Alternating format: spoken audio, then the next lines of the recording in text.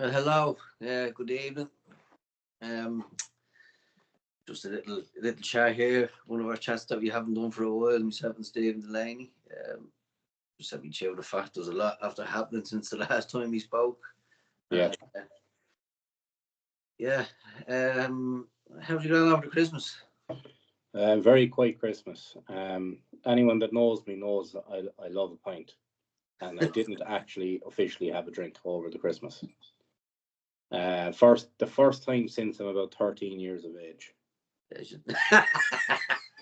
Honest to God, that's just the truth. Like, that's just the truth. Yeah. Let's be honest. Yeah. We grew up in the 90s. But it actually worked out better for me, Stephen, because I had these little traditions that I kind of kept up, like going back and seeing old friends and stuff at Christmas time, having pints and things. And what I done instead is I just sat around drawing and colouring and doing things with my little one and spending time, with my partner, her mother, just chilling. Just we had a homely Christmas. My sister came in on Stephen's Day, and we did a Stephen's Day pie. Did you ever hear of this? Oh, just throw all the fucking leftovers into it. Into a pie, yeah, and use up the spuds as the top layer, and the pie is made up of turkey, ham. Fucking phenomenal. Had a right crack at the table here with my nephews, and that was good, And how was your Christmas? Grand, yeah.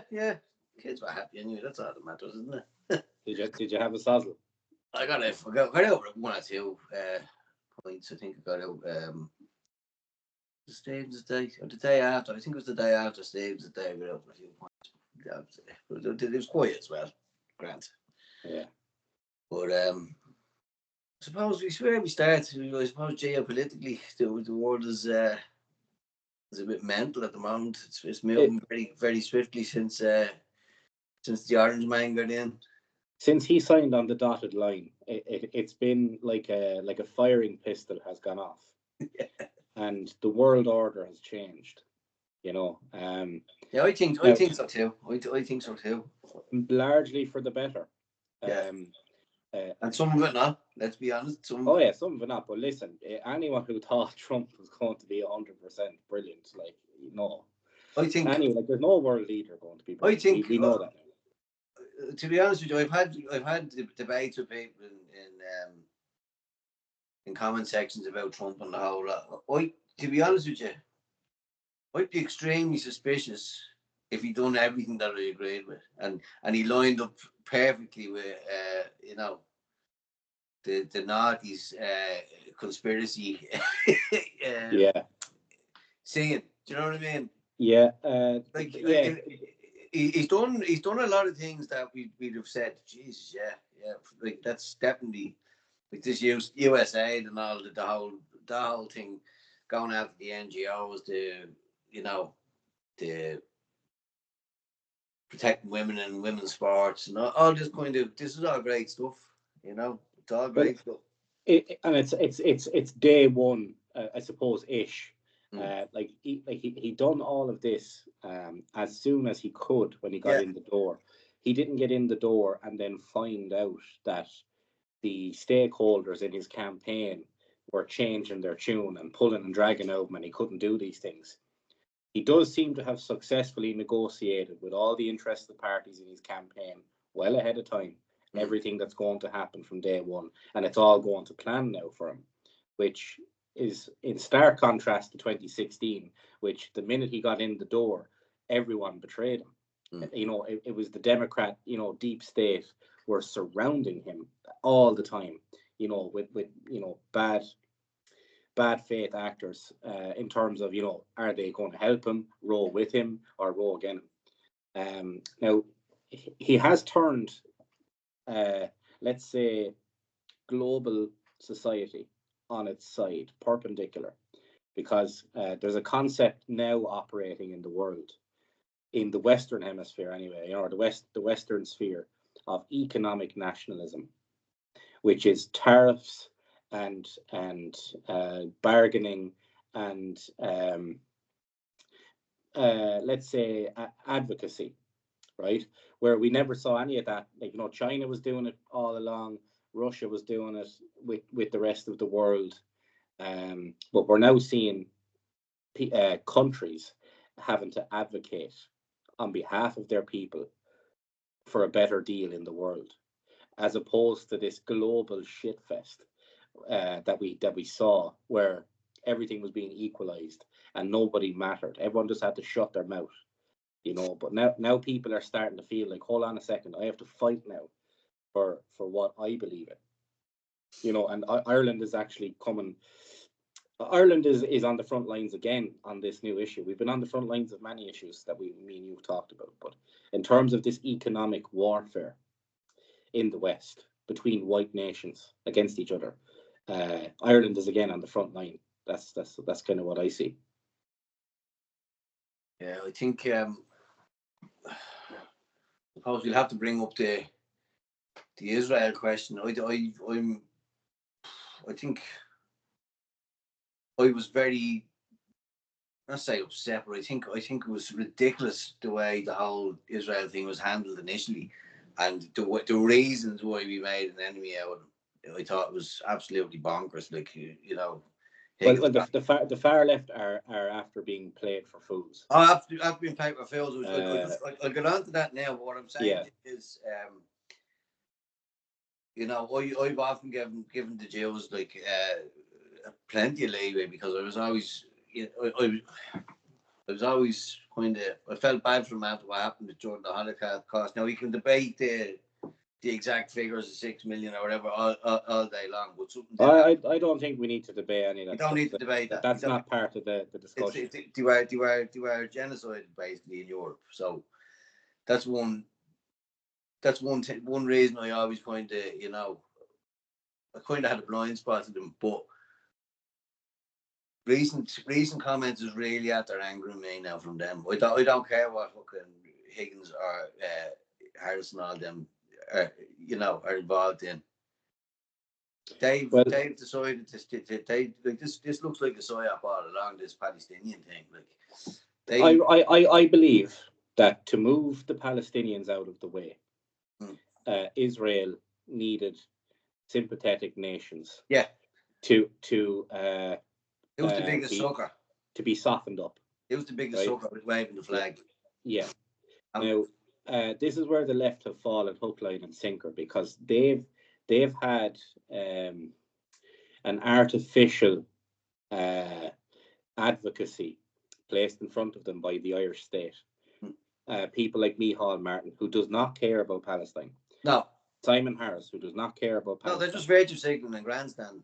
Yeah, like pulling really weird, meaningless strokes, such as joining the International Criminal Court case against Israel, which we shouldn't have done, right? No, we don't need to do these things, right? I'm not saying we shouldn't have done it because we don't want to anger the chosen ones.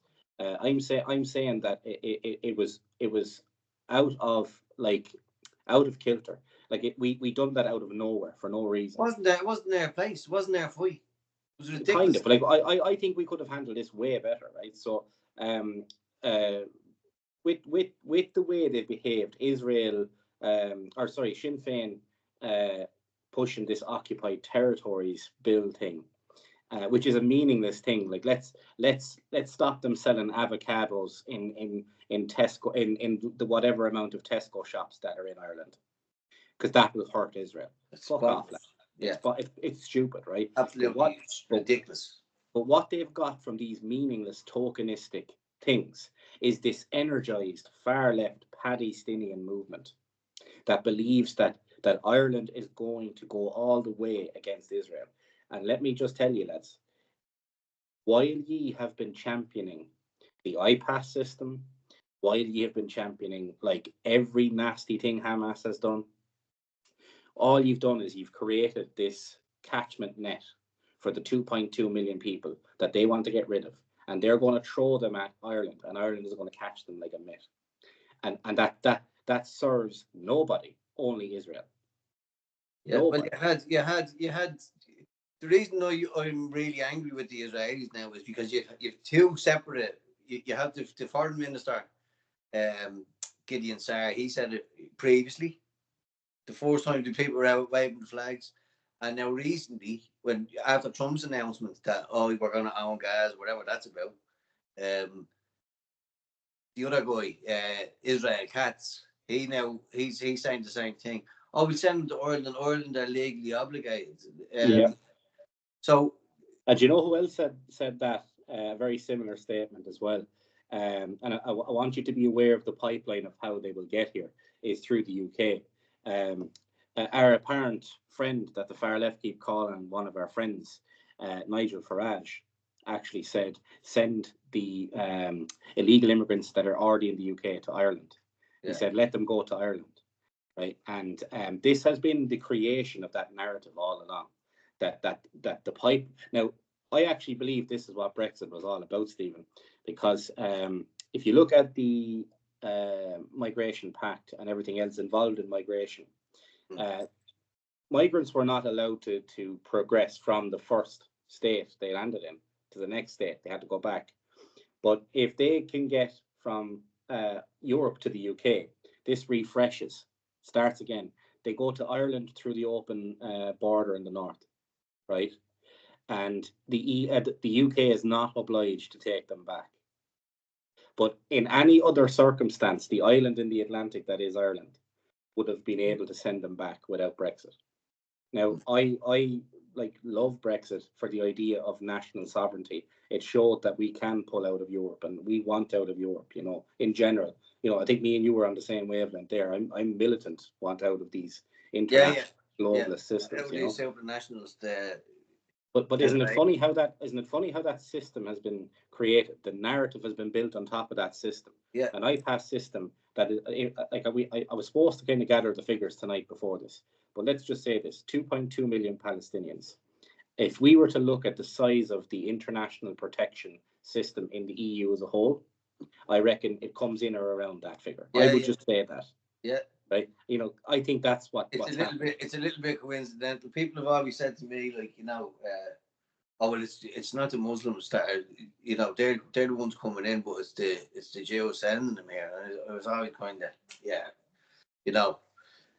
I was seeing quotes from your woman, what's her, Barbara Spector, is it, and people like that, Not familiar with that name. But a 3-minute video or a minute video can be taken out of context. So I never went on that, but I'm looking at the actions and the moves here now. So 2 separate Israeli ministers have specifically named Ireland for plantation. That to me is a declaration of war. I don't care how retarded our politicians are. That's an act of aggression upon the Irish people. I've always said I've never took sides in their conflict. And when people say, do you support the right the state of Israel to exist? This is their famous, Yeah. This is their famous thing. Do you support the right of Ireland to exist? Because that's what you're suggesting there, that we change our demographic. An island homogenous nation where your land is in more of a dispute than ours. So you're getting rid of your conflict into our land, whilst diluting the demographic of our land and basically making your own more ethnocentric and more homogenous. So it's effectively, now I'm not going to refer to the Palestinians as rubbish, but I'm going to use the metaphor of your neighbour throwing a bag of rubbish over your wall. Over your wall, that's exactly what it is. And him saying to you, do I not have a right to have a clean garden? Yeah. Or do I not have a right to dispose of my rubbish? It's bonkers logic. Nobody is calling for an ethnic cleansing of Jews or like the total annihilation of the state of Israel. Now the Palestinians might be doing that. Fair enough. That's your fight. That's it. The Jews signed up for that. They knew what they were getting into when they went there. That's why they're armed to the teeth. That's their problem. It's not our problem. Yeah. So, and then the Gaza Strip being flattened is quite coincident when you have plans about this kind of Riviera for Gaza by 2045. So it calls the whole thing into question. Was it the plan all along? And then when you see the likes of, Bibi sitting there with Trump with a big shit-eating grin on his face, that's a demon, that lad. when Trump was An forced to absolute push in thing. his chair, there's been a few things that Israel have done to assert their dominance over the American people, right? In the last 2 or 3 days. One of them was Trump pushing in the chair for Bibi, right? That should have never happened, but that's a symbol of like you're the leader of the fucking world now, you know, Bibi, right? But Netanyahu gave him a golden pager. Yeah, I've seen it, yeah. Right, and you know what that is, right? Yeah. People who don't know, I'm going to explain it. Mossad, one of the intelligence agencies of Israel, sent pagers into civilian populations in neighboring countries. I believe it was into Jordan and Lebanon or somewhere like that, in amongst Hezbollah fighters, I believe it was, right? And they sent these pagers out. They found out that people associate, apparently, we don't know if they were, with the terrorist group. Were ordering these pagers, things to communicate with each other with, and they planted explosives inside the pagers. You can go on YouTube and look up what happened. These things exploded in the middle of shops where there were women, children. Israel did that. Israel committed this act of terror, right? That's an act of terror, blowing up interfering with consumer-led devices or consumer-based devices bought on the consumer market, exploding in civilian locations. That is not military. That's not military targets. I'm sorry, you know. And Bibi Netanyahu gave Trump a golden pager, and it says on it, "Press here and here." You know, and in other words, and Trump will never press them buttons. That's the thing, you know. So like, it's just like, you know, we'll kill you. That's what that is. We'll kill you if you don't do what we're telling you to do. And it's not just to Trump; it's to the American people. It's to assert dominance. Well, you look at the November 7th, right? Now, I don't doubt. I never did. I don't doubt that what happened there and people got badly, you know, badly Disgusting. massacred. That was horrible what happened. The motives behind it now are they're becoming slightly more suspicious in my mind, because at the time I remember I actually wrote an article at the time and I said there's a few red flags here with the Iron Dome getting penetrated, you know. Oh, yeah, the Iron Dome that couldn't be penetrated for years. So you've that coupled with the fact that Egyptian intelligence warned them about it weeks in advance. So they knew they were going to get attacked. It's a very, very similar situation to the whole 9/11. You know, it let happen to, you know. There's evidence Stephen, that it was let happen. There's evidence that it was let happen. Yeah. There's further evidence that while it was happening, it was continued to be let happen. In other words, the response to it. There was no response that, like, you know, these people that flew in and committed this act, right? They were not met with the full force of the IDF. Yeah. They were allowed to conduct this mission. And the mission was specifically targeting an international music event where Israeli dual citizens from multiple nations, and to garner more international support. To garner international fucking, you know, right? Very it does in the last couple of days, the whole picture, the whole things that have really opened itself out for me. If you, say if you take that we're correct, that we're not that we're correct, we're not stating definitely, but if the suspicion is correct that it was allowed to happen, say, you can draw a direct line from there and connect so many dots. If that one thing it adds to an awful lot of other stuff, including what happened after that, which is the Syrian, like the takeover of the entire nation of Syria within a couple of days, right? Makes no sense. No. That makes no sense. You cannot take over a country in a few days. I'm sorry. Like, even if the civilians only fought back with sweet. Well, especially not Syria, but it's sad after holding out for so long. It doesn't make sense. And a splintered Syria with multiple groups that don't like each other, that wouldn't let even one of these other groups in the country move in on any of their territories. Like, you know, the Kurds, the whoever, all these other groups that are Russian aligned, and then you have Iran aligned, you have Israeli aligned groups, American aligned groups, and then you have like Assad loyalists. All these people hate each other, and not a single bullet was fired anywhere near Israel during this whole campaign on the border of Israel. Israel actually got to advance into Syrian territory and take over more territory, unopposed by the people standing on that land. They moved out of their way. The leader of that particular attack on Syria is believed to be basically an Israeli plant. Like this guy, like CIA, ex-CIA people have done prominent podcasts in America, detailing this man's family, The background. and they're not native Syrians. They're not like this man is Israeli adjacent, and he was accepted as an Al Qaeda tribal warlord or whatever the fuck, and he just led these people in to take over Syria. Now they have not attacked Israel. This new Syrian regime bordering Israel, there has been nothing in the Golan Heights, Stephen. So, like, what does this tell you? And after October 7th. But look, let's talk about it in an Irish context, right? Yeah, that's what I was going to say. It wasn't. Yeah. I was staying well away from this topic because it's a black hole. It's an energy sapping topic. Until you can see the Irish. I've always said I focus on Ireland. I don't care. Yeah. But we're after getting dragged into this now. So you have to kind of address it. Well, I'm totally against the displacement of any nation or people, right? Oh, me too. Me too.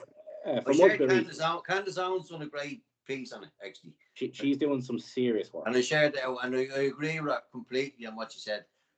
Whatever good that we're saying in Trump about he's doing, you can't. This is indefensible. You can't actually do. This is humanitarian. If they do this to them, they can do it to anybody. I don't care about the rights and wrongs of they're Arabs. They should go to Egypt and Jordan. That's if they're moved off that land, they're never getting back there. Never. So that's it. Like. So the refugees then apparently, where are they going to go? They're going to come into Europe. It's and this is where, as you said, that whole Palestinian the duping of them that we warned about, that this would actually happen. You're not. It was actually designed to create a need to send them into you. You're a beacon for them. They're almost demanding to take them. Yeah. Now, thankfully, in some countries, what we call the Palestinian movement, there is an undercurrent of people that actually identify the displacement of people as the cause of mass migration, right? Thankfully, right? And they are against like the more militant left and the more, let's say, old school left, who've been around for a long time before this current wave of weaponized psyops, right? Yeah. These people are totally against Palestinians leaving that land, and they're telling them don't leave, Now they're at a conundrum. I think that the National Party got this fucking bang on. They said, Palestinians, what have you got to say about the Palestinians being sent here? What have you got to say? Yeah, because it's a complete paradox, because it goes against what they were saying. It's their land. It's their land. Yeah, it's catch-22. You're a racist if you don't take them. You're a racist if you don't take them, and if you do take them, you've lost. Yeah. You've lost the war. You've lost the Palestinian cause, right? You have it. Yeah. And that's the catch-22 that was designed. And we could all see it a mile away. We saw it a mile away. It was designed to snooker them, right? Because it was designed to snooker them, exactly. Because they're being told to shit or bust, right? And neither of those options are nice. But there is a third option, right? And the third option here, and I put up a little tweet about this, but I get heavily censored on Twitter, right? Because I just give it both barrels all day, every day on Twitter, right? But I do try and debate respectfully and say things, and I do try to build these kind of like nuanced positions, right? And what I said is that it is a very clear kind of a deal appearing, an unspoken deal or agreement seems to be on the horizon if we are all brave enough to take it, which is that between the right wing and left wing of Ireland, we can see that in exchange for the complete shutdown of the support for the IPAS system, a complete from right to left condemnation of Israel, in moving the Palestinians here, or saying to Ireland that they decide what our foreign policy is or our migration policy is, or that we should be guilt tripped into taking these people. What we would say in return is that we say no, the Palestinians are staying put. End of story. Everyone in the world is staying put in their home nations, and everyone that has been brought to Europe and everyone else is going home under these pretexts. They all have to go back to their home nations because they're being targeted. Anyone that's being displaced, their land is being stolen, and all these people land grabs, and the same happen here. And mass migration into other countries is also used to thieve land. Yeah. Right. So look what happened in the north. I always give the north as a great example, and I always give the Native American Indian situation as an example. Mass migration wiped out the Native American Indian. I actually said in the general election at the Count Centre to a Social Democrat councillor, I won't name him, very nice gentleman locally. People will probably know from this who he is. But he's a very nice guy, very respectful, came up and spoke to me, shook my hand, that kind of way. Yeah, we had a chat with them, they were all right, actually. Yeah, so look, I was chatting away, but I was having a heavy debate outside with a Fine Gaeler about the migration situation while I was smoking a rollie. And this guy was walking past and he's like, oh, yeah. And I said, yeah, sure, didn't mass migration wipe out the Native American Indians? And his response was, but isn't that what built America, though? He didn't think before he spoke. And I'll say it's clearly not the position of Social Democrats to support capitalism and mass imperial expansion and mass migration as a weapon. They obviously don't support that. He just wanted to counteract my point. Does that make sense? He didn't. Are they not? Yeah, who knows, right? The Palantir. We were talking about CPOs when I was there the last time, and at our public meeting. CPOs. Oh yeah, you're talking about yeah. And you're talking about we have to build because they're only focusing on supply, as we know. Yeah, they never. Look, they brought in Rory Hearn, so they're all on the whole. Supply is the only thing that we need to think about. But I'll finish this point, right? So I said, isn't that what wiped out the Native American Indians? And that was his answer, right? And when you look at what happened in the north, mass migration was used as a cultural land grab. As long as they could get those people on there, they had a political franchise established. It's always about the political franchise because democracy is used situationally, right? So they turned around to us years ago and said, yeah, well, we're the dominant force in the north, the Protestants, the Orangemen. So what we'll do is we'll say, sure, if you vote for it, if we vote to unite Ireland, you can do it. But they never thought for a million years we'd breed them out. And that's what's starting to happen up the north. Now, in North America, the Native American Indian will never breed their way back into political control of their own destiny because they've been too marginalized, too pushed back. They've been created as a minority in their own country. They've been given minority status. They're living on plantations. Yes. Effectively, reverse plantations. They call them what do they call them? Reservations, but I think of them as reverse plantations. Yes. Yeah. That's what's in mind for us. That's what's in mind. Oh, that's what's in mind for every native. For every nation. For every native population. That's the whole intention. To prevent the political franchise, Stephen, to vote your way out. Yeah, and they're exactly, and they're well on their way. So that's how I see Israel. So this is why I'm leaning back in. Yeah, Israel was a mass migration of people now based on a religion, which is Jews, right? Now they regard themselves as a race, but these were white Europeans that went there. Now there are Middle Eastern Jews that are there now, but they do not occupy the top positions in society. Jewish society is a scale of whiteness. Now we laugh at the thought of white privilege, right? Because we just don't do that here in Ireland anyway. Even the most staunch right winger, I'm very ethno-nationalist, But I wouldn't in a million years hold up a colour chart to a guy and say you shouldn't be you shouldn't be driving the big lorries. You should be only driving the small lorries in the yard or whatever it is. I don't believe in these arbitrary things and you don't either. I know that. No. But I am an ethno-nationalist as well. In Israel, in Israel, right? The Ashkenazi Jews are placed at the top of society. It causes a lot of friction in their own functioning society. So in essentially what Israel is a vanity project of white privilege in the Middle East, and that's all is what it amounts to, and it's the only example of it in the world where that is let's say maybe South Africa, right, where white people went in and said we are the dominant force, and in North America actually, to the Indians, but that's not what we have in our country, Stephen. No, we're the natives. We're the natives, and we're the natives, and I view us as a separate race. I view the Gael as a race. I do. Yeah. It's just the way I say it, and with a territory. That we have, it is our land, and there's no dispute in our land. We fought for so long.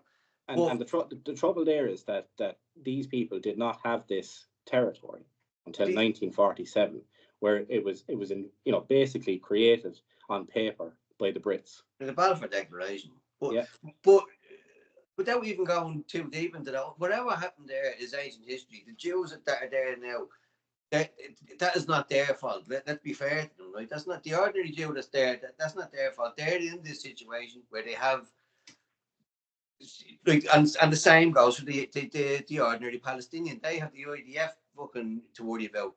The ordinary Jew has Hamas to worry about. The ordinary Jew has rockets coming out of the sky. Yeah. Rockets coming out of the sky. Let's not forget that the people today are not responsible for what happened in the 40s, right? But that's why I just don't get involved in it. It's a black hole. But now I'm seeing the angle of Ireland, and we have to bring up your old friend Alan Shatter, who kind of he started these citizenship ceremonies. When he was Alan Shatter. Now his name Shatter is very apt, isn't it? Yeah, because he began the shattering of Irish racial identity, what it means to be Irish, and I don't want to gatekeep Irishness. We've had some fantastic examples of people coming here and just becoming real Irish. Absolutely. One of the statements about the Normans back in the time of the statutes of Kilkenny was that the Normans were becoming more Irish than the Irish themselves. Now, I don't really think that phrase should be allowed to be used for, let's say, a housing estate full of Indians in the tech sector. No. Or a housing estate full of Nigerians on the social welfare gravy train. So this is where the nuance comes in. This is where the nuance comes in. They throw a blanket over this. Oh well, this because this happened. That excuses this. No, I'm sorry. You're not going to shut us out of a conversation like that. And who is coming up with all of this historical kind of henpicking? A lot of anonymous accounts online, but they're all kind of in the Alan Shatter, let's say, persuasion. And I'm seeing nothing but fake accounts online now with an Irish flag and an Israeli flag, some kind of AI generated image. Yeah. Right. And they're like, Ireland stands with Israel, and they're flooding comment sections right now. It's a coordinated thing, right? Yeah. And I want to make it clear as well, for the Jews that are living here, I was totally on their side with them feeling afraid and all the country after the likes of Higgins and all done. But I can't ignore the fact that the prominent member like Alan Shatter, who was responsible for when he was Minister for Justice, he streamlined a lot of this stuff. He opened the door. Another major interference was the Jewish lobby get the biggest submission to the hate speech laws.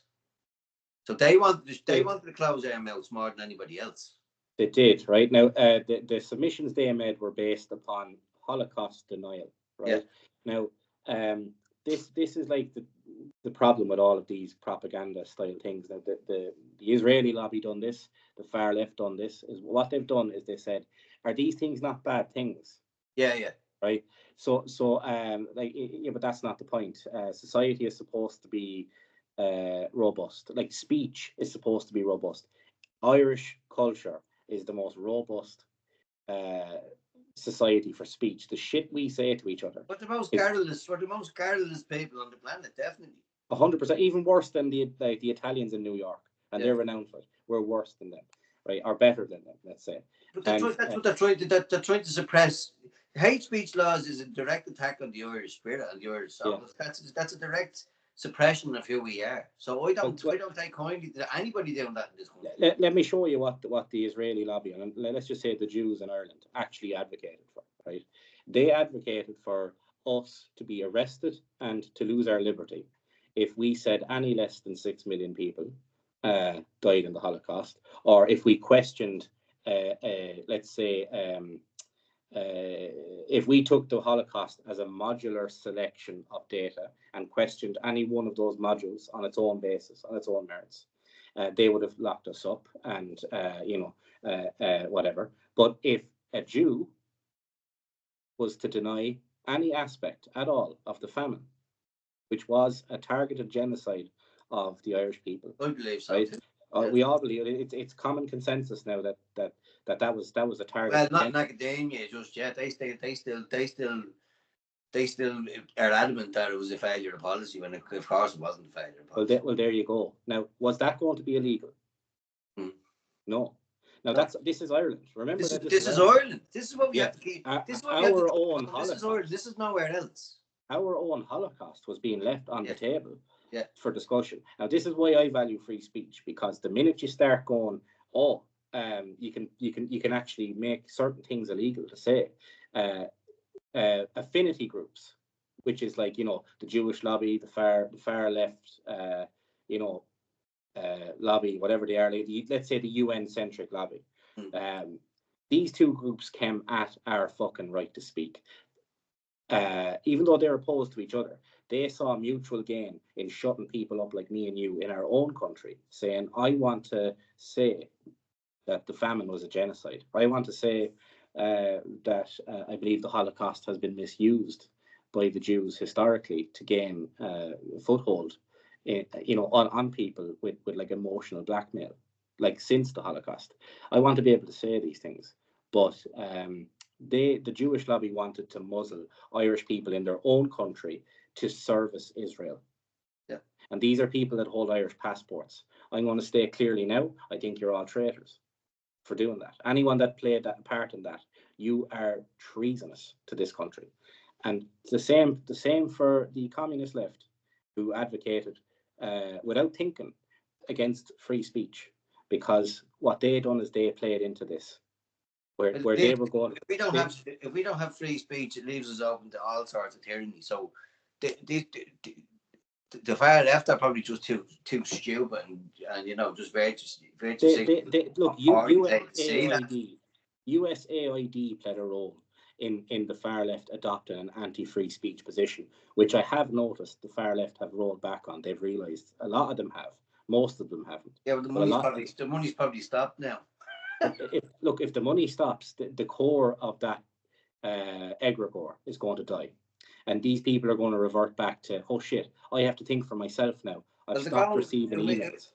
It's not looking good for them, because it is dying. Like this, like you have Carrie Lake in America, I think she's a governor in Arizona, I think she's either a governor or a senator in Arizona. But she's talking openly about now, saying she's calling George Soros the head of the snake. Like, this is phenomenal. Like, for all the negative that they've been saying there about the Israeli-Palestine situation, how it may impact on Ireland, all the other stuff regarding the NGO racket it's probably the biggest informational atomic bomb in history. That's going to reverberate all across the world, because that agency is obviously after financing the likes of Soros, Gates, all these people to go Yeah, off and do well, these billionaires were actually using the USAID money that was being given to them to donate to back into the causes for a political thing. They were probably losing no money, Steve. Yeah, no, of course. But their name was, but their philanthropy, right? Well, it was actually being regarded as their philanthropy, but it was actually theft of our money. Yeah. They were sticking their label on it. But that's what philanthropy is. And it was being used against us. Yeah, that's what philanthropy is. You use the tax of money of rich nations to, to make it look like you're doing good deeds in poor nations. That's which is a good. It's a good time to, I suppose, lean into the topic of USAID. Yeah. But I suppose just before I do, I just want to kind of cap off the point that I made earlier, which is that with the Palestine issue and the Israel issue in Ireland, it is very clear that the Irish right wing, in whatever shape it's in, has outperformed right wing groupings in other countries. I think we've got far smarter people involved on our side, and for people with more integrity, Stephen, right? Because the Palestinian ambassador came out and said Ireland belongs to the Irish, right? Which is that amazing? But you know what that is? That's let's not fool ourselves. That's a bit of propaganda, right? Of course, absolutely it is. Yeah, I don't think the Palestinian ambassador is any more a friend of Ireland than the Israeli ambassador, right? However, I do acknowledge the fact that the Palestinian ambassador has a far more positive view of us than the Israelis do. And what I will say is that the Ireland belongs to the Irish thing. The National Party shared it out and said, yeah, Ireland belongs to the Irish. We agree with the Palestinian ambassador on this. And the Palestinians but have their homeland, we have ours. That's the way it should stay. And our far right, if you compare us to any other far right in now the National Party, of course, are not all of the far right? But they are at the farthest end of the far right in Ireland. Yeah. And they came out with an intellectually sound argument on the whole issue. Yeah, as you say, they would be the most extreme end of it. Yeah. But like not like extreme for like organizing like targeted assaults or anything. They're not that kind of people. Well, when I say extreme, I think some of the things that went on within that party were extreme. But there's some good people there, like the likes of some great people. Like that, we need to talk about Patrick Quinlan. Actually, give him a huge shout out for that. Yeah. For that was a very significant piece of politicking that went on in Fingal County Council that time when he asked for the breakdown of the housing list. That just showed the whole mind virus, and it showed Irish totalitarianism in sharp focus. And we don't get to see ranks them. Sorry, say again. Sorry, I interrupted. We all just close ranks them when they start talking about hate and this, that. Of course, figures are racist now.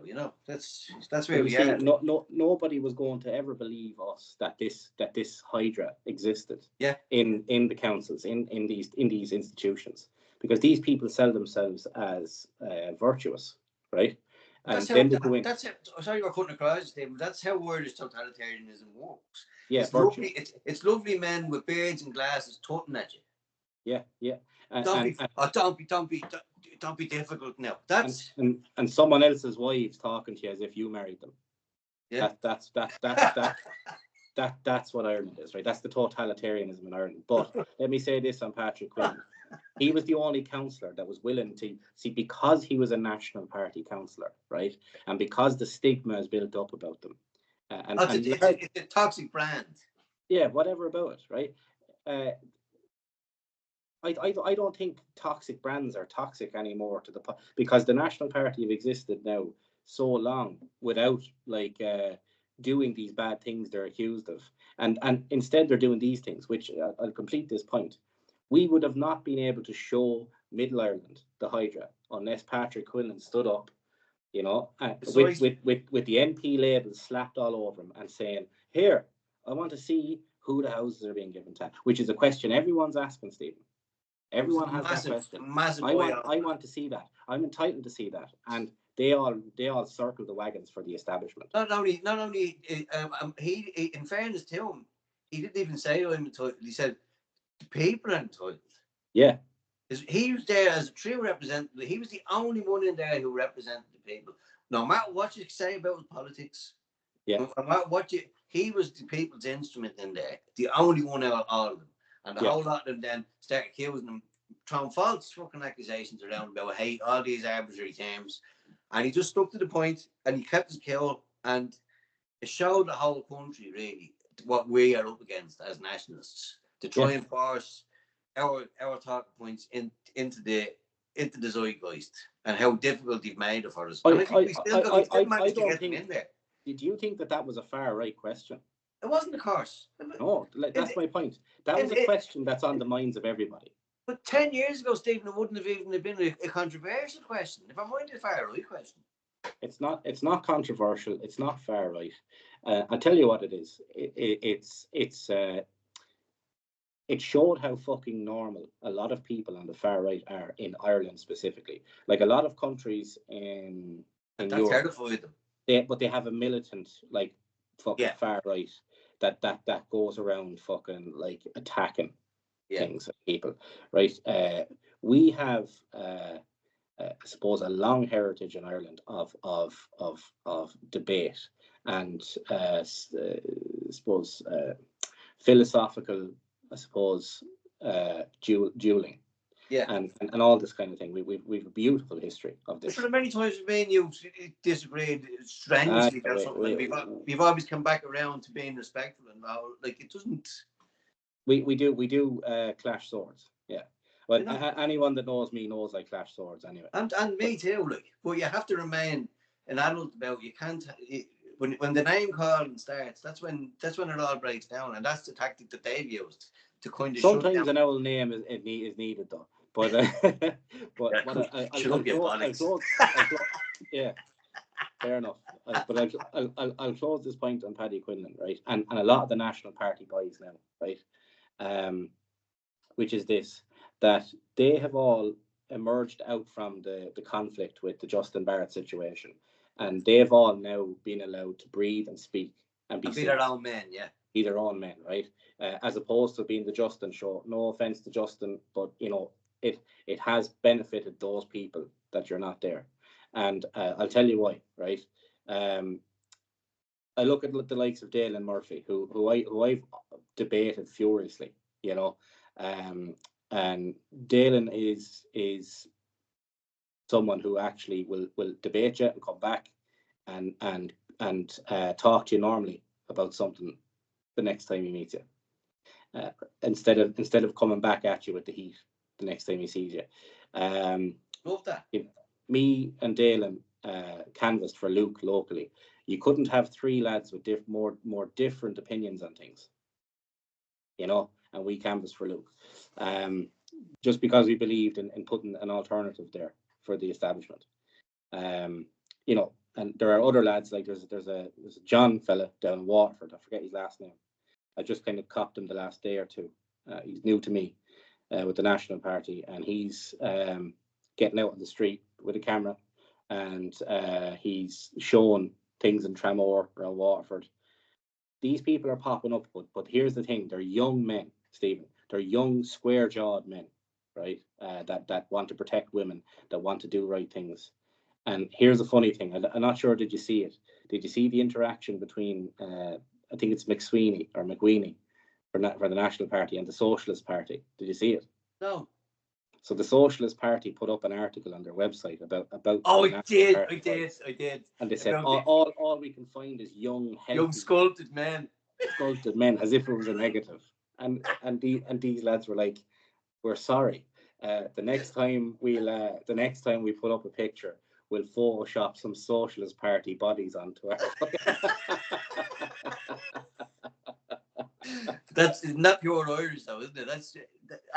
I think that's why that kind of piss taking and banter it takes the energy out of the real animosity that we've seen over the last while. And I think I personally think the debate between left and right is softening. What do you reckon? It's becoming more enjoyable. Yeah, I'm having a crack with them now. There's a little bit of respect being given to certain people. Yeah, back and forward. I get a fair bit of respect off them now. I have to be, and I give it back to them when I had a communist come onto me Twitter feed one day, and he wasn't woke. Now, he was just talking about, we said, all right, before all this woke shit, like, you know, you had like Marx and Engels, the initial doctrine hadn't got any of this woke stuff in it. I said, yeah, but the initial doctrine, it says, gave rise to Stalin, you know. So you have to. Some of the initial documentation is so vague; it gives rise to any array of horrors of the Marxist manifesto. You know, I've had a few chats with lefties lately about this, and you know, clashing heads on it. You know, and So the things that are it's the commie Bible. You know, it is. It is a religious document. It is a religious document. It's just a religious document. Yeah, right? it is, absolutely, it is. And the example I give is that that you can dip your toe into historically Irish socialism in terms of just reading it or taking something from it, which would be James Connolly.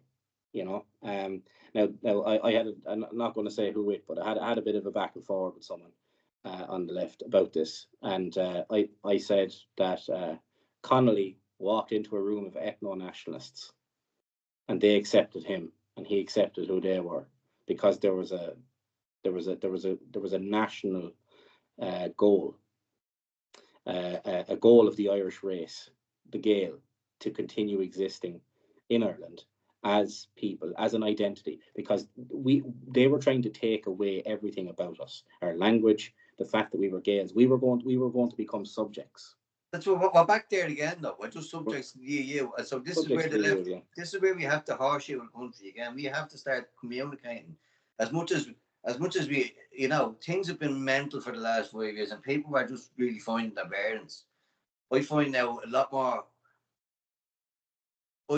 Myself and yourself we were put in a situation where we were kind of backed into a corner, and we were just in war mode, just in fight mode with everybody. Anybody who you know, who we thought was a kind of a threat to Irish nationalism or a threat to our existence. It was don't forget back then the far left was told they were going to be given everything they asked for. Yeah. And they went for it. They said, thank you, let's do this. Oh, well, they tried to steamroll us. They were almost genocidal towards us. Let's not forget that. Well, on the vaccine stuff, yeah. Yeah, absolutely. On the immigration stuff, it kind of went back to just old school, you're a fascist, you're a Nazi, all this kind of stuff. And then us saying you're a communist. But now it's come back to a point where they're, like, you know, actual, like, let's say, legitimate and let me say well put far right nationalist ideology is starting to emerge with you know, like I'm talking highbrow stuff. But you know, the Meon Journal, I think. Oh yeah, excellent. They shared me more Street article, actually. Yeah, one of the best articles I have ever seen for what its goal was and what it achieved. Obviously, a very well written article. Something I enjoyed reading very much so. But I seen what that article done. I seen who it went in front of, and I seen their response to it, and I also seen a victory. Yeah, I mean, a victory. It was a great. Big shout out. We had to thank Matt Tracy for that. Matt Tracy done the actual. Yeah. He done the actual research. So fair play to Matt for that. But for actually flagging what was going on, and then I put pen to paper and put a bit of emotion behind it, and that reached somebody who I know, I won't name names, within the Save Moore Street campaign. And then there was a knock-on effect. I don't know what. I must reach out now. I don't know what happened from then on. But remember, your man got back to me, and that guy got back to me. He was just commenting under the Save Moore Street name under their Facebook page, and I had a good old chat with them back and forth. Just to save a bit of vagueness there for the listener or the watcher, the viewer. Essentially, the Moore Street campaign appeared to have been misled or mistaken about the actual location of an IPAS centre. They did not believe that such an address existed. So therefore, they did not believe this was real. that this was, they believed, because of mainstream media's use of the terms misinformation and disinformation continuously, they believed that the far right were lying about something, and they didn't believe it existed. And what happened was, you wrote an article, and Matt Tracy wrote an article, and those boys' ears pricked up, and they respected you enough, Stephen, and Matt Tracy enough to dig into it. And they found out that, yes, in fact, an IPAS centre was going to go on the corner of Moore Street. Well, see what a lot of the confusion lay in the fact that the address was actually on Parnell Street. Yeah. It was on the corner of Moore Street, but it was the corner of Moore Street was actually addressed as Parnell Street. Well, so, look, that would have been just a technicality anyway. Like, yeah, but it was still only a kick in the arse away from number 14 to 16. Yeah. Well, that should be around the corner. That should be a national museum. I don't care what anyone says. That area should be protected. That's the cradle of our republic. That's where the men decided to surrender when the heavy laws of life, they were prepared to fight on, but there was too many civilian casualties, and that was where the decision was made by Pearse and Sean McDermott and the rest of them to actually go out and surrender, and it's where the O'Reilly was shot as well. So it's a hugely historic, significant site, and I really tip my hat off to those lads in the Save Moore Street campaign. They've done a great job there. Now, a lot of them would be kind of a left-wing persuasion, which was it was a dangerous topic for them to touch. It was just like yourself. I probably would have, before all this, considered myself to be kind of centre left, but the immigration thing, the mass uncontrolled immigration, is really what. Don't tie your boat to the dock on that, Stephen, because time changes what. We realise that. No, it's fluid. It's fluid, and come here. Don't get me wrong. It's the regime who have pushed us this way. They've changed the definitions on the political spectrum. Really, If I want to hold a stereotypical left-wing view, I will, and you'd be the same. I know well you would be. And if I want to hold a stereotypical right-wing view, I will. What we have to do, Stephen, is try to remain authentic in so far as that we don't situationally become left-wing to benefit us. Let's say when the vaccine rollout comes out, we don't go out with Viz vests on, let's say COVID Marshall on our backs, that we're actually on the other side of that fight. And we have been all the time. We've been consistent in all these things, that we've actually gone out and done the hard part. We've said the taboo thing and turned the taboo thing into a normal thing over the course of, let's say, 6 months, a year, 2 years. We've done that back to back 3 or 4 times now. Our integrity can't be questioned. Maybe our politics can. Maybe our motives. Not even our motives. Our what would you say? Our tactics, maybe at times. I'd be perfectly honest. There's times where I've gone really straight for the jugular. Yeah. Straight for the jugular. I had an interaction with Al-Kadji today, actually, on my Substack. How are you, Elmar, if you're out there? I've seen that. There's a man that if he ever did come onto a podcast, I'm not going to say like, Jess, we'd show him the height of respect, and we'd really respect him for it. I'm not going to go that far. Let's be honest about it. We grill him, but but the offer is there. If you want to come on, man, the offer is there. No problem. Yeah, and you're not coming into a lion's den as such.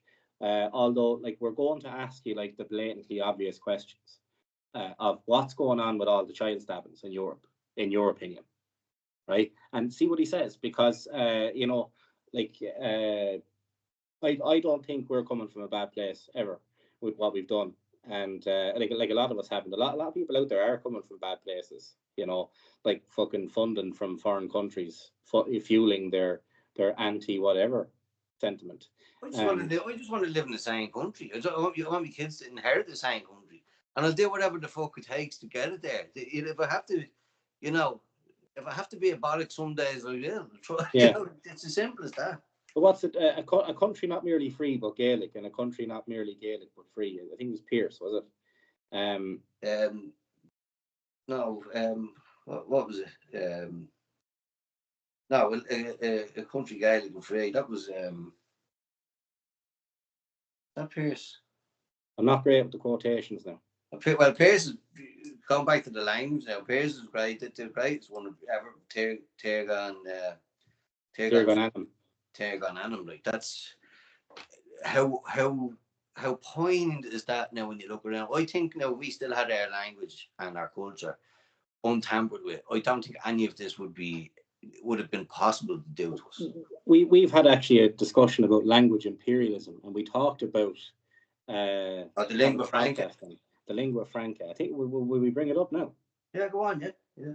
Right. So one of the things me and Stephen talked about before was I used to be a big video game advocate. I don't play much games anymore, but one of the games that I used to enjoy playing was Metal Gear Solid because it had a great story.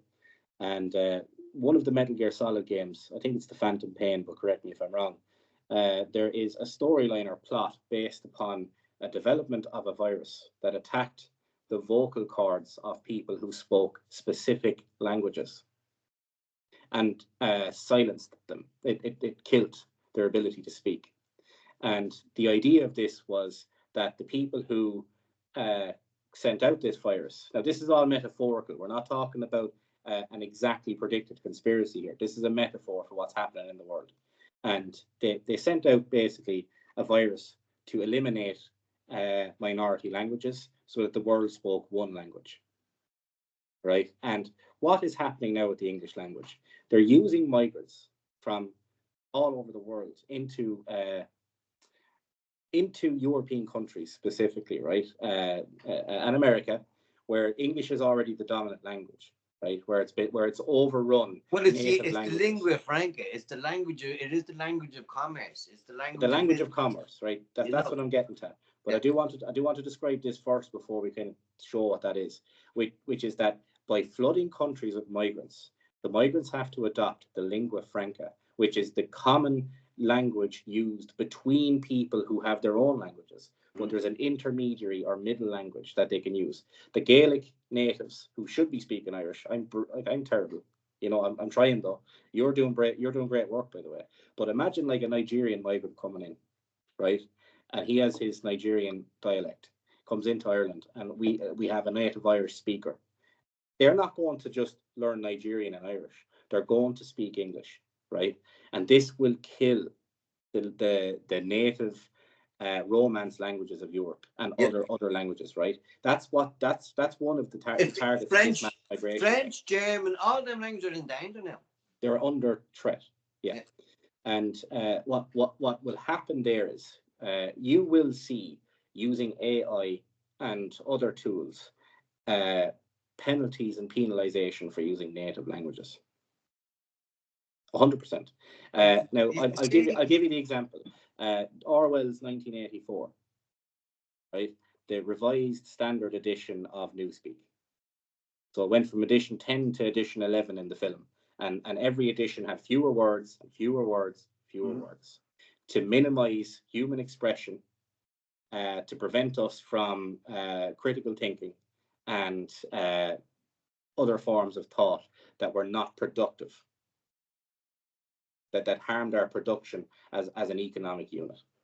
Well, you look at the success of the British Empire. It was an engine, you know, and that was fueled by the English language. The Irish language is so much different. It's more expressive. It's more directional than English. Like everything is, you have the proper prepositional pronouns. It's more us as a people. So even it's crept into Hiberno English. You know the way. Yeah. It's when you look at it, it's as clear as day that they had to get us. They had to get us off speaking that language because it's the antidote to all this shit. Like it's the antidote. Where are they targeting with the plantations right now? This minute. The Gaeltachts, yeah. The Gaeltachts and the Catholic cultural centres. Yeah. Because Knock is in big trouble. Yeah. Now I actually think like I had a conversation this evening with a cousin of mine, and he's going to go to the Knock protest. Now these are travellers. They're up in arms about the Knock protest, right? But I told him about the language side of it. of all this stuff, but he's not really buying that just yet. But he's on board with the religious conquest stuff, that they're trying to get rid of our cultural religious stuff. You're aware of the banning of the Latin Mass? Are you aware of this? Oh yeah, you told me about that the last time. I wasn't aware. You probably, I remember you telling me you weren't aware of this. So like, let's say a practicing Catholic will tell you this, and I have a few guys that I met, guys that canvassed with Luke on his campaign. Some devout Catholics jumped on board and said, they asked Luke, was he pro or anti-abortion, and Luke has a kind of a nuanced position on that. He's anti-abortion, but he's not in favor of another referendum so close to the last one. He believes it's a once in a generation thing. A referendum should be. That's why he's anti-Lisbon Treaty. He's because they done it twice. What the fuck, And when they heard that Luke was, favourable on the abortion subject, they said, right, we'll come along. And they've been explaining to us about the attempt by the liberal captured Catholic Church to ban Latin Mass. And there's no reason to do this. There's no reason to ban Latin. There's none, other than to kill the undercurrent. Now, Latin used to be the lingua franca of the Roman Empire. Yeah. Okay. So the lingua franca, again, being the language of commerce across an entire empire of nations, of people with their own dialects, but you can go into any one of these nations with your products and bits, bobs, and sell them. That's what a lingua franca was designed for. And they want to kill this. What is a separate language? When you think about it, it's a whole other manifestation of consciousness, a whole other expression. You have equivalents, but there's no direct translation for a lot of things from Irish to English. You know what I mean? No. It's a different set of experiences. And do you know what I'll tell you about the Irish language as well, Stephen? I'd like to hear your thoughts on this, right? Yeah. This is something I thought about. The Irish language, even if we were to all learn it now, would be rigid, standardized. It would be militantly kind of enforced. Like, have you seen some of these left-wing Gaeilgeoirs who will come down hard on you about like fucking slightly misspelling grammar in grammar Nazi? They fucking just do that with English as well. They do it with English as well. But in Irish, it's so harmful when they do it. But here's the thing: actually, widely spoken Irish would evolve into something different. But of course, it would become. And we'd have to develop a whole new vernacular, a whole new lexicon. A whole new vernacular, euphemisms in Irish that haven't yet been spoken. New metaphors, and language is a creative thing. It's not about it is a conservative thing, but it's also a creative thing. There are new words. Words are the building blocks of reality, and there are new words to be spoken. Yeah, that's where culture comes from. Culture is downstream of language. The language creates the culture. So you have French people, say, for example, they have their own specific culture historically, not at the moment, because they've been overrun as well. But I'll tell you a good one about France in a minute, and I'll compare it to Moore Street. But go ahead.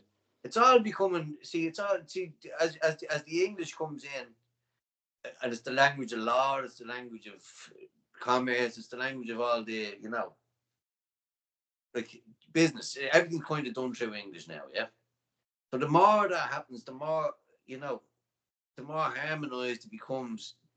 And the more globalized it becomes, and the more centralized it becomes, and there's less room for that individual nationalistic expression. And wouldn't the free speech laws, in the context of what we spoke about, the lingua franca and Orwell's standard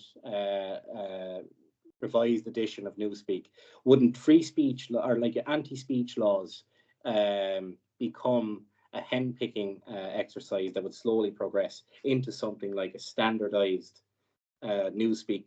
Of course it would. Dictionary. That's what it actually was. I just feel like it actually was the beginnings of that. If hit the nail on the head there, that's exactly what the motives how do we defend?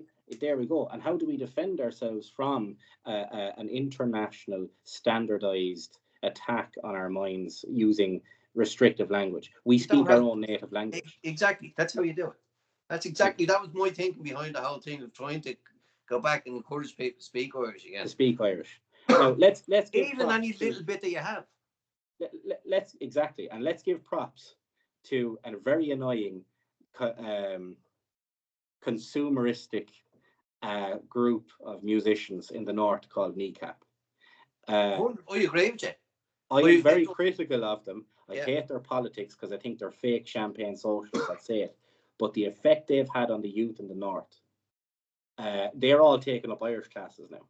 But look, you had Lord Jardick, wasn't it? The Red Day up the north, like the nationalists up in the north have done incredible thing. I have to give kudos to them. They are. Now, can you imagine can you imagine if it wasn't done in a restrictive, exclusive, political way? If I was a dictator tomorrow, I'd make it compulsory.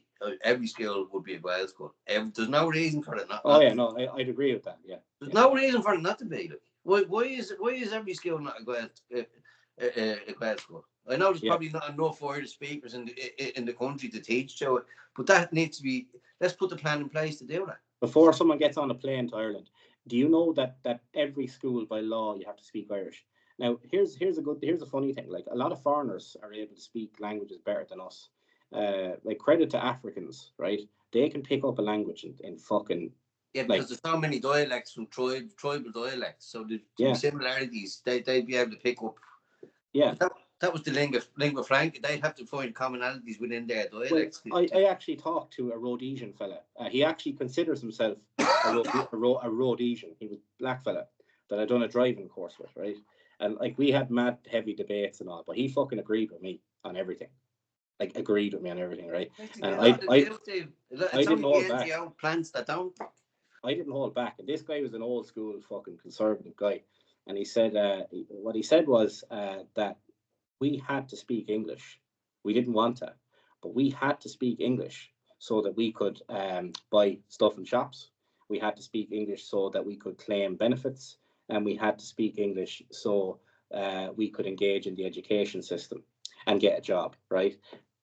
By law. Now, I'm not saying that language imperialism was a good thing for them. I'm against it, right? The English language was the fourth digital ID. That's what it was. That's the precursor. But can you imagine if we made our native language law? Yeah.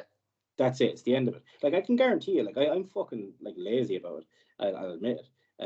But if it was made law, give me within 2 generations, it'd be fully restored. It'd be fully restored within 2 generations if we made it compulsory.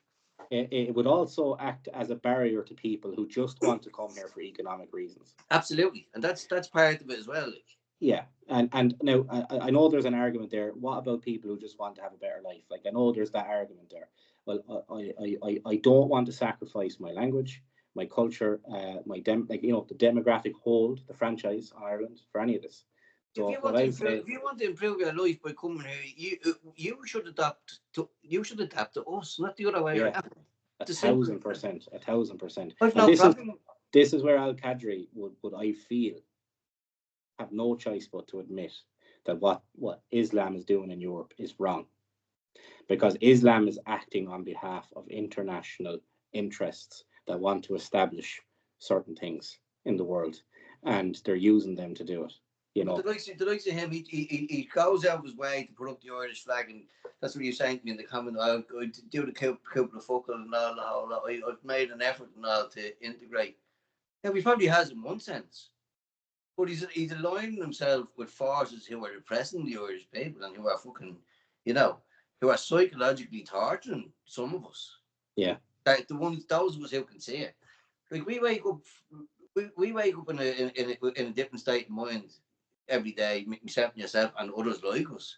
Different atmospheres, like a different atmosphere in the brain when you wake up. Than 80% of the population, because we understand clearly what's being done to us, Yeah. And I consider him, not a genuine actor in this. And I'll be honest with it, I don't think he's a genuine actor. And this is why the fact of him going after Suzanne was a major thing for me, because that was you don't. He said Dublin 15 or something like that, and I didn't like the way he did that. We haven't doxed that man. No. Or like, look, maybe some fucking like fringe anonymous right winger could do it or has done it. I don't know, right? I don't want anyone to do it. No, I wouldn't wish. I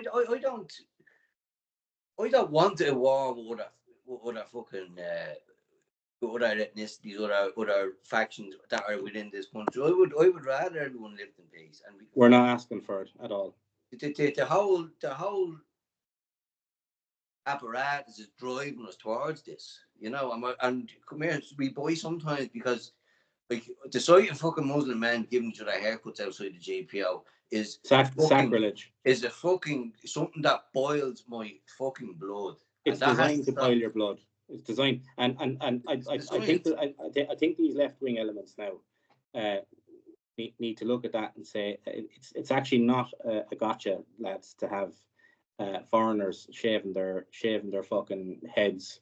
Any Irishman is a part that is self-flagellating. That's what that's a total. That's a total masochist. That's someone who loves, you know, self shame, you know. Can you find examples online? I can't now. Maybe like something close to it, but I can't find examples online of Irish people doing this in other countries. Oh, should we never have? Well, to be honest with you, when I was in Australia, I went to Australia when I was younger, and I will be honest, a lot of stuff went on in Bondi Junction. Where, like, all you'd see guards just walking, they'd be walking around their own, and the Irish would be, you know, they'd have a bad name there because of it. They'd be getting fucking very drunk, getting tanked up, and getting sick, and the whole lot. And that's bad. Yeah, the Irish have become like the Brits in Australia, and I'm not happy with that. I'm on the record of saying multiple times, you know, people who fucking run to Australia for a better life, they're not even living a better life. What it is that they're following the fucking crowd, right? But following the crowd to the point where they're diminishing their home nation, of its people, of its offspring, everything, you know. We're at crisis point. There's no other way of dressing it up. We're at absolute crisis point in terms of demographically. We've had similar occasions throughout history where we've been like this, but we've never had. We've had similar situations, but we still be the dominant force in the country, shall we say? But now we have other ethnicities here who are actually thriving, and they're being helped to thrive, while we're being encouraged to emigrate through fucking articles in the Irish Times and all the rest of it, you know. Yeah, it's been sold, and meanwhile, foreigners, right? I'm just going to use the term brown, right? Because look, I don't care about sensitivities. I'm just trying to. I think the guy's either Pakistani or Indian, right? Has bought a hotel. Oh, in my valley. Yeah, and we're going to have an infinite feedback loop in this country of foreigners enriching themselves from our tax money for warehousing foreigners, and those foreigners will go on to fucking flood our housing list and imperialize us by increasing their stakehold in our social welfare system, in our land ownership. It's corporate imperialism. That's what it is. You know, in our Irish franchise, the voting destiny of the Irish people is in the hands of these people, increasingly more so. And I'm not sure, did you see the article that came out there recently about the voting inclinations of foreigners on the issue of Irish unity? And most of them are saying they would vote no to unity. And this should be a wake-up call to the Republican movement. Republicans. Yeah. But Stephen, a lot of things should have been a wake-up call to the Republicans. No, a lot of things should have been. They really need to start looking at things now and seeing how the issues that we were addressing, they're starting to spill over into their spirit. Into theirs. Now, more of them are speaking out on our same issues, right? You know, but it's too slow. The Palestine thing is a perfect example. It occupied them entirely. You championed this cause for what? For them to stay in the land or to get dumped in City West? What is it, lads? Yeah. What do you really stand for here? You know what I mean?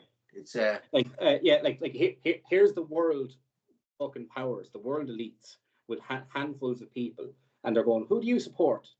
I support Palestine. Here you go. Boom. Yeah, that's Palestine exactly right in the face. That's right exactly what's happening. Yeah, and then these people are screaming and wailing in our faces, saying white privilege. They're just handed these little memos, these little fucking cue cards. You know, if you just say this, you'll get everything you need.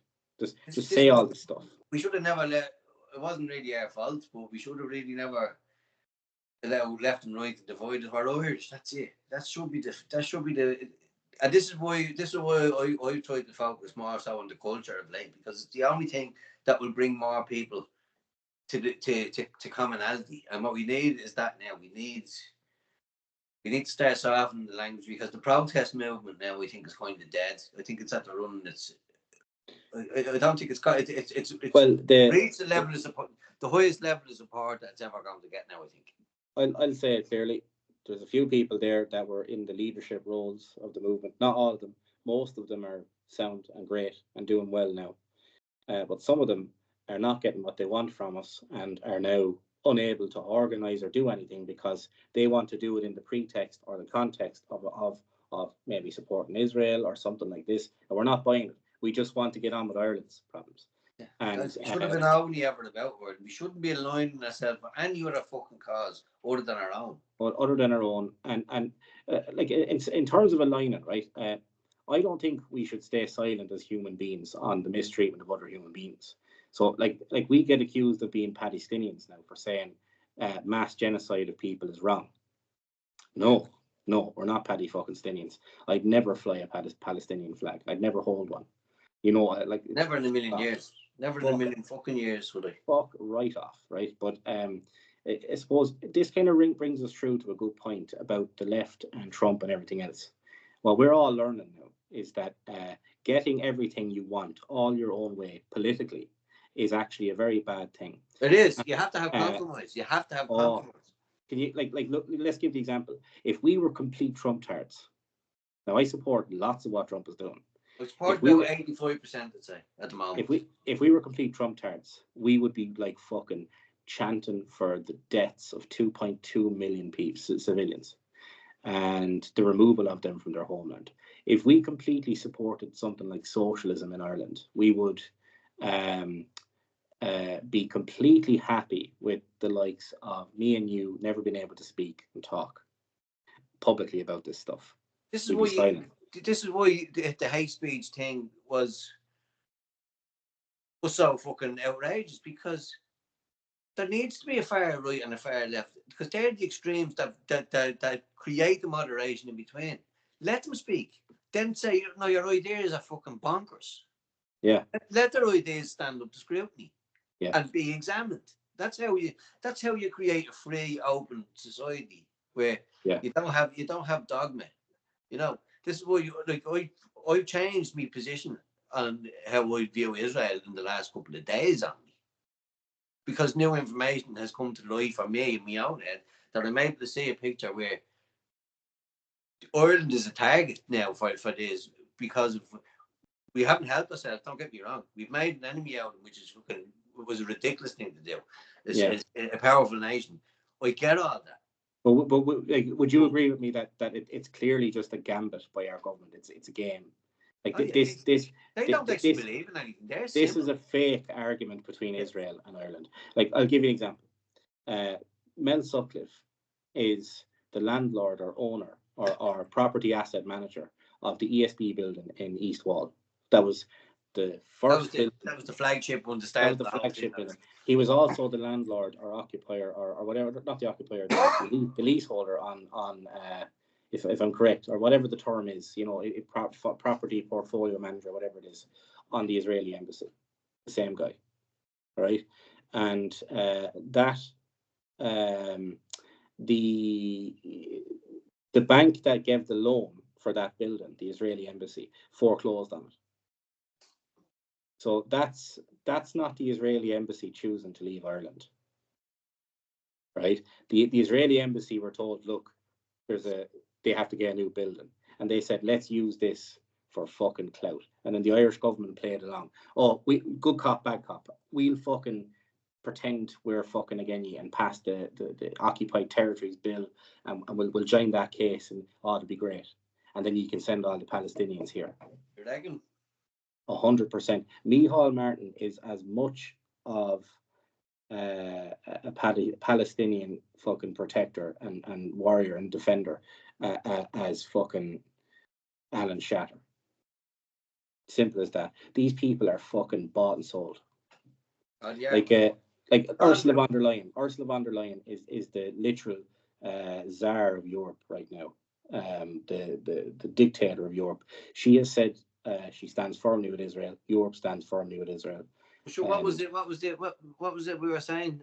Is when that announcement was made with Trump and Netanyahu, was 4 applications went in Rosslare for IPAS? Four applications for IPAS centres went into the small town. So that's a millionaire. That's a millionaire traitor class we have in this country who just don't give a fuck about the people who will sell us down the river and push us further and further away from nationhood all the time in order just to enrich themselves.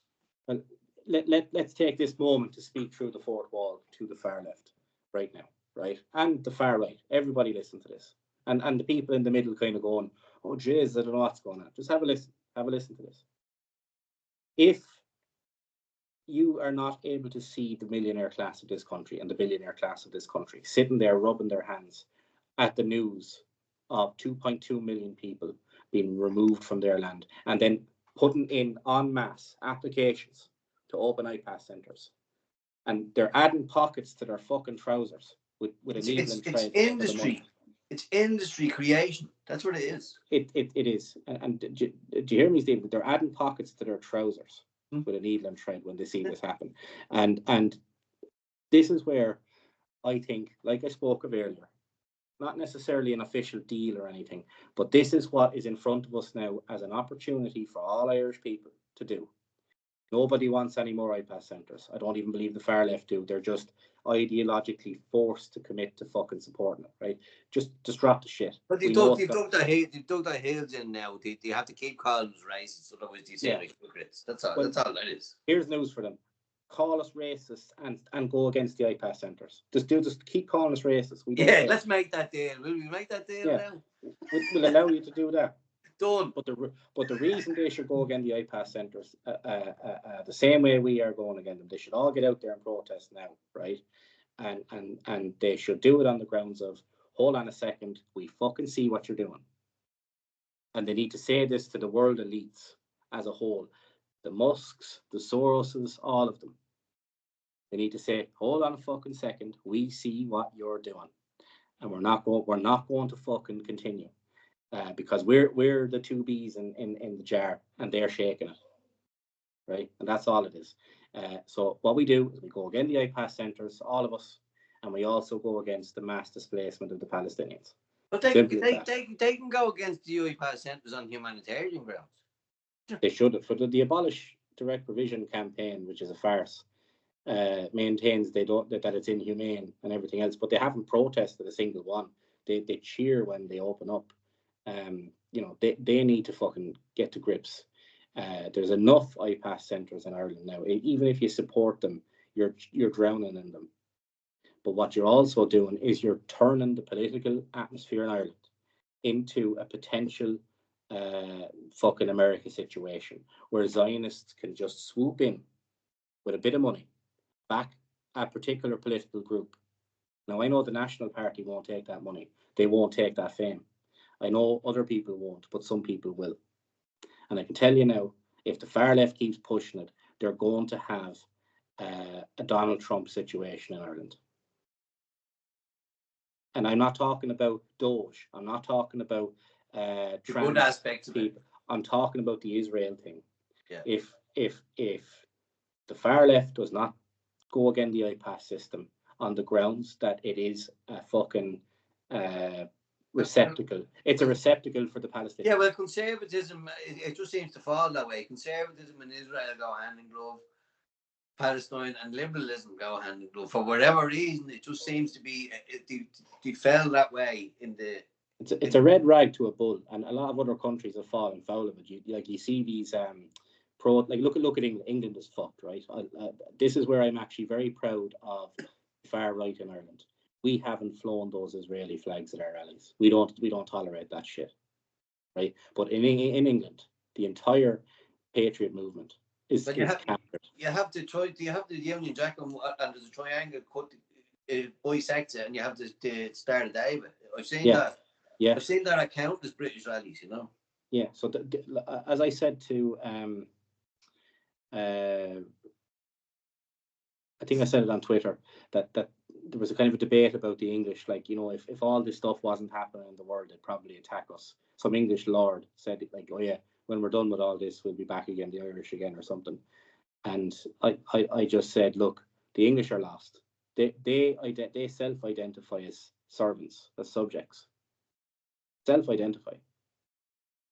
You know, so we can't compare ourselves to the Brits. And we can't commit the same fucking stupid fucking shit where if we see Palestinian flags, we say, what's the opposite of that? Let me grab fucking Star David and run down the street because that's what I am. I'm a fucking contrarian. No. Think, lads. Oh yeah, there has to be no one's thinking. There has to be. It can't be all of everything, and you know that's where it becomes dogmatic if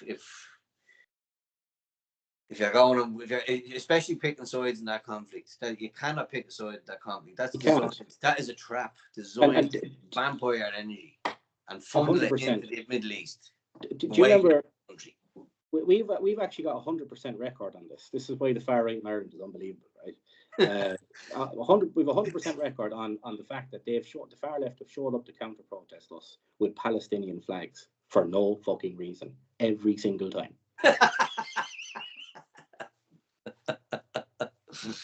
Think about it. We've 100% record. Yeah. It's like playing rock paper scissors with a lad that lost his fingers in a fucking, you know, like in an accident or something. Do you know what I mean? You know, and we're that lad that lost the fingers. Like, you know, just yeah, I'll play rock paper. Yeah, there you go, stump. Yeah, stump. Have you anything else to add? Well, coming up on an hour and a half there. Have you anything that you can think of that we haven't covered? I suppose just the last little shout to those people who want to do this binary divide on the Palestinian issue. Don't become a Palestinian. Don't become a Zionist. Just advocate for not genociding people, and also for Ireland to get on with saving itself from the IPAS system, which me and you tonight, I believe, have identified clearly as a system that has been designed on false pretenses to receive Palestinians. And it's a system that's going to hurt us all. To enrich the very capitalist class that the left claim to oppose. They're the only people that are enriching it. You're not helping the people who are displaced from their own countries. They're not getting a better life here. They're getting rammed into industrial units and overcrowded hotels. You know? Yeah. Oh, we never mentioned Storm Owen. No, oh yeah. Well, there was a very interesting thing about that. But look, obviously enough, the storm exposed how weak countries can be to like wind and things, like especially like Ireland with wooden poles standing at angles and fields for years. You know, like we're not like a very organized nation. No, to be fair, structurally we're desperate, which is why importing thousands of more young fellas into hotels all around the country is a bonkers policy going forward. It's going to not one foreigner was harmed in the making of Storm Owen. but let me tell you this: many elderly Irish people are permanently disabled, injured, or dead from the effects of what happened to them. They had electricity taken away from them because of green policies. Now, we're not just going to say green. It's all. Oh no, it's across the board. It's Sinn Féin supports this. Fianna Fáil, Fine Gael, Green Party, Soc Dems, all the dirt support this shit, which is getting rid of people's chimneys, right? And also by enforcing electric cars. People in the west of Ireland, up, let's say 6-7 miles away, up back roads and stuff, actually had electric cars and no chimneys when this happened. And that is beyond fucking belief to me, because diabolical is what it is. A child that grew up knowing what a chimney is and what it does for you would tell you that would be stupid to get rid of that thing. It's absolutely, look, it's criminal. It's actually criminal. I say that we blame the Greens for now because it's their kind of thinking, but it has permeated through the whole, not only the political establishment, but the civil service, the universities, the whole lot, the whole NGO. They're all on board with this. Every one of them, to a man. I've heard people come. They are 100% right. I agree 1000% with this. But let me put it into context of how insane this is. Have you ever heard of we've gone back to the Stone Age? That statement. Oh yeah. Well, humans were making fire long before the Stone Age, and never before in history were we prevented from making fire for ourselves. And it's actually bringing us back to pre-humanoid fucking existence, treating us like fucking monkeys that can't make fire. Yeah, it's everything that's happening is a spiritual attack really on the human race, and it's we're talking about things in an Irish context because we're Irish, and that's our identity, that's separate from other identities that we want to save. But humanity across the board is under attack, and it's just we have to try and find the language to defend ourselves without fucking hating each other and without killing each other somehow. And I think, we have to be able to have a bit of crack with it as well. I remember I do. I was talking to a woman. You probably know her. I won't mention her name, but she lives out west. And she's a friend of mine on Facebook, and she only got running water after like 2 weeks. Fucking hell. And she was saying, "Oh, thank God to see the flow of the water coming out of the tap. It's like manna from heaven. And it's like a lad with a swollen prostate finally pissing after a few weeks." Yeah. But I says to her, I said, will you think the poor three Albanian youngsters in a room in the Red Cow who have to suffer the indignity of sharing in one shower? Yeah.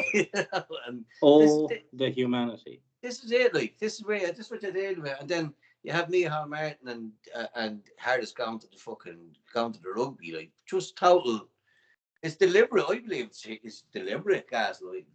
Why, if you were the Taoiseach of a country after just winning an election, let's put that out there, just after winning an election, you would want to get into a fucking truck with the army.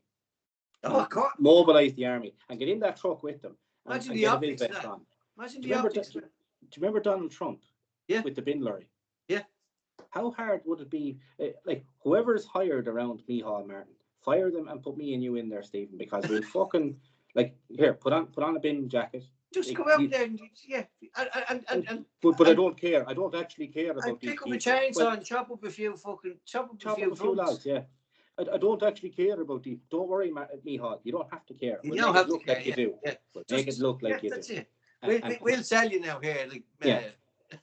Army trucks full of water, tins of beans, and gas hobs. Yeah. Get out there. Bare essentials will look after you. Socks, underwear, and gas heaters and gas bottles. Yeah. And you know what? Little pieces of paper. You are allowed to build a chimney. Fucking go mad.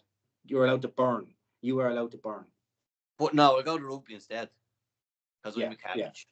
Because I'm an absolute cabbage. So, these people are barely alive. There's definitely the NPC phenomenon is definitely something to that. Like there's fuck all going, and even as you said there, like even to do something as devious as that wouldn't cross their minds. They're not intelligent enough even to make it look. Or else they are just totally, showing contempt deliberately to demoralise. That's another way. I don't think they can't possibly be that stupid. They can't think. Well, did you see Simon Harris putting up the picture of the wrong shoes, one wrong shoe on? Yeah, I did. I gave him a good bit of abuse. But do you know that Gary Fitzgerald apparently done that back in the 80s or 90s? Oh, they're trying to copy it. There you go. It's just looking back in the playbook. Yeah, looking back in the playbook. So this is the whole ice cream. Not really go for the ice cream and the whole lot. Yeah. It's a political theatre that they don't have any originality to come up with anything on their own. So they're going. It's like fucking the boy bands doing the back catalogue of the Beatles. That's exactly what it is. Joe, I think it sounds more like though. Have you ever heard of a game called Cards Against Humanity? Oh, jeez, my sister bought me that. She's so they're just taking out random cards. go to work with the wrong pair of shoes on and take a picture. You know, that's what they're doing. They're playing cards against Ireland. Let's call it that.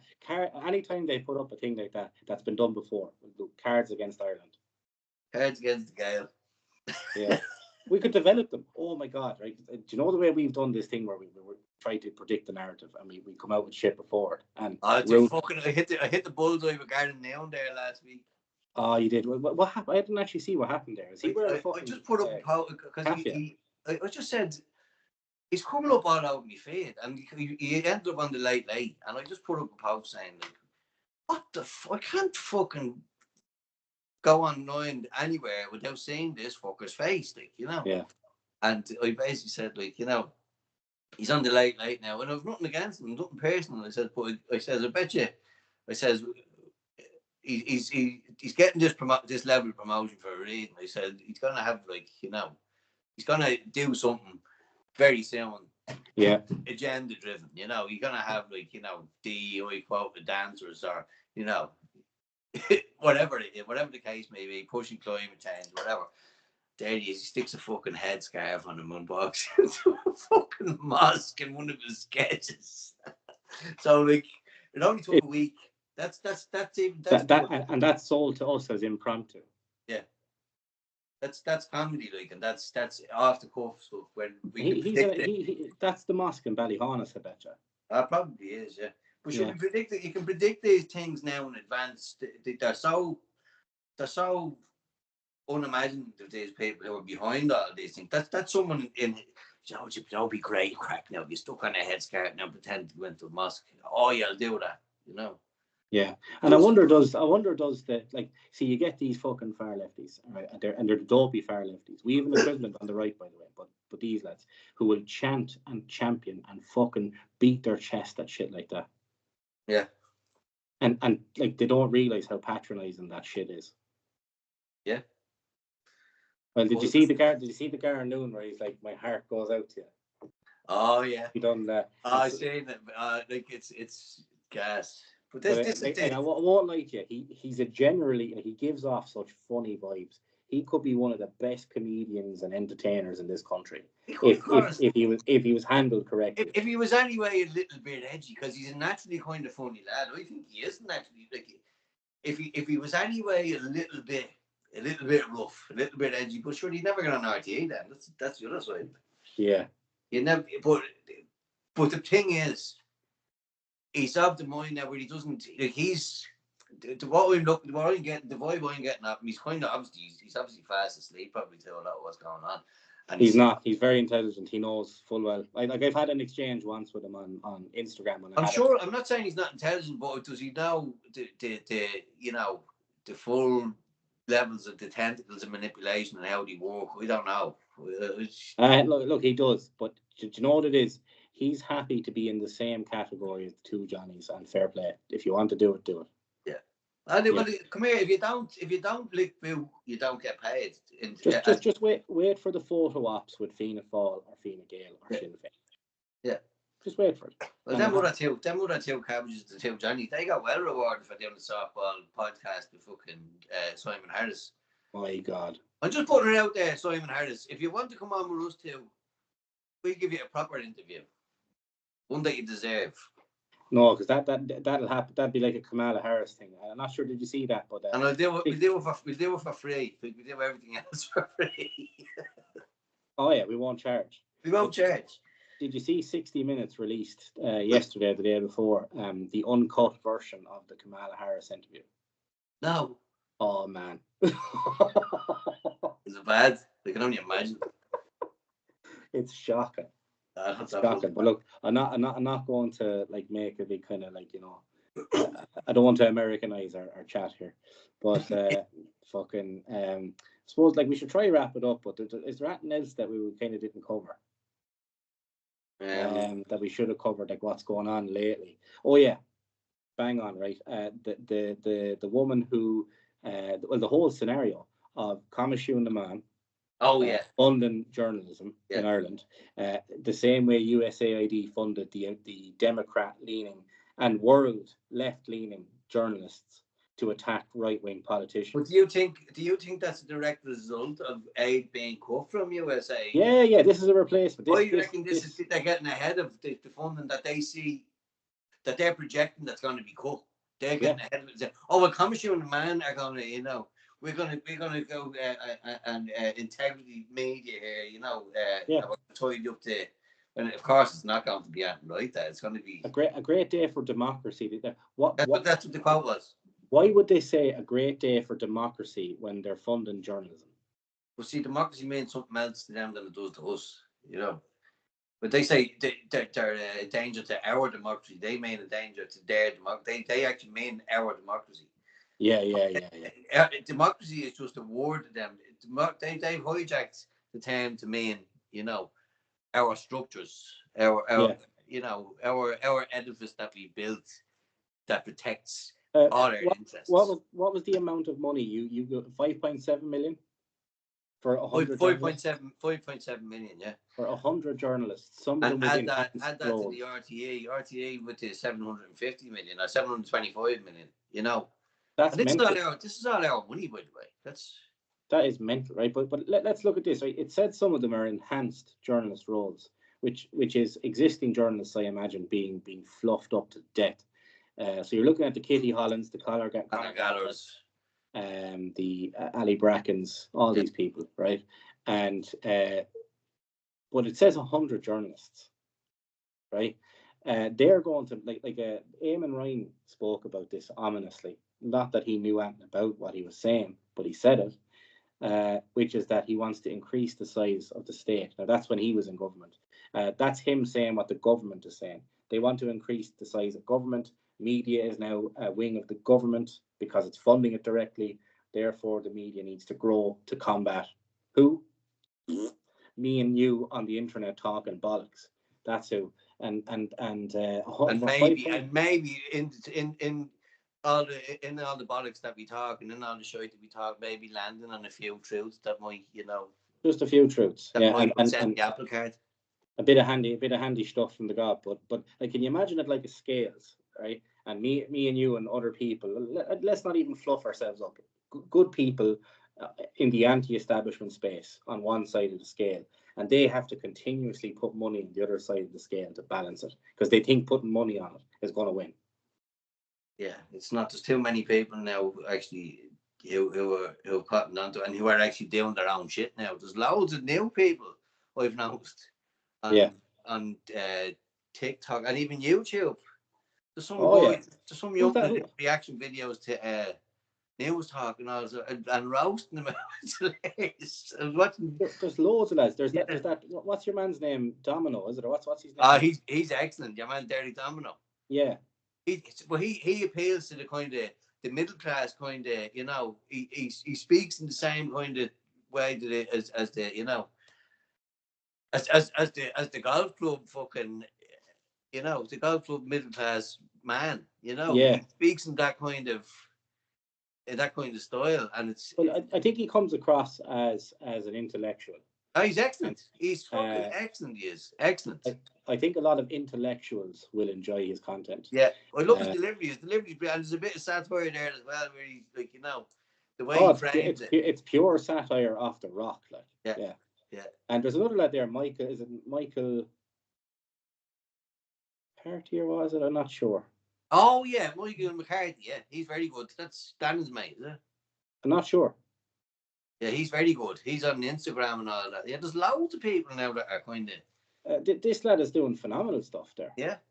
They're he's talking about the way that McCarthy fella, if that's his name. I'm terrible with names. Fucking terrible, right? But the way I'm going to talk about the guy that I think I'm talking about, right? The way that he talks, it's like a lad that sits beside you in the pub.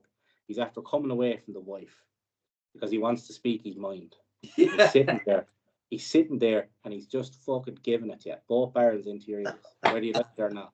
And he's talking into the camera like, this fucking shit. And then, I love it. I love his fucking videos now. They're unbelievable. Yeah.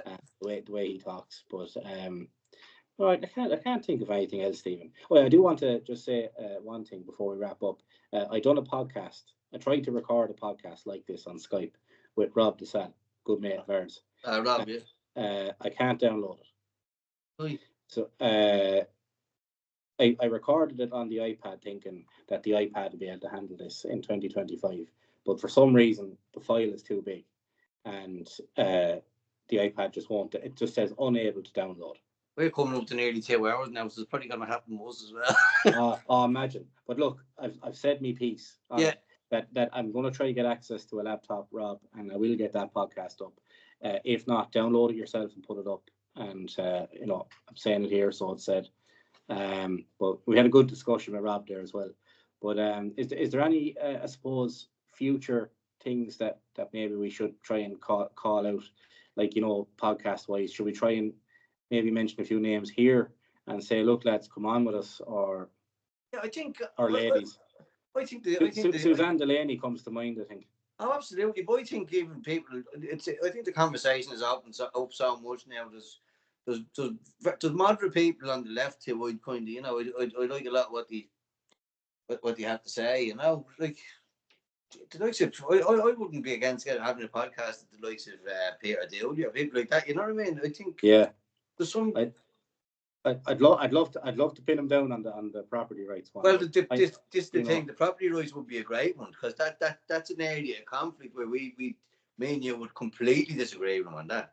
But we'd agree with him on other things, So I think that creating that kind of level of scrutiny and kind of rigorous debate is what's needed now. I think we need to stop screaming at each other, and I think softening discussion and being a bit more respectful, and come here. I know I give me bits of fucking satire on Twitter and lash a few people out, but that's that's what Twitter's for. That's what Twitter's for, and that's how you take a fucking driver into Twitter and you just launch it down there.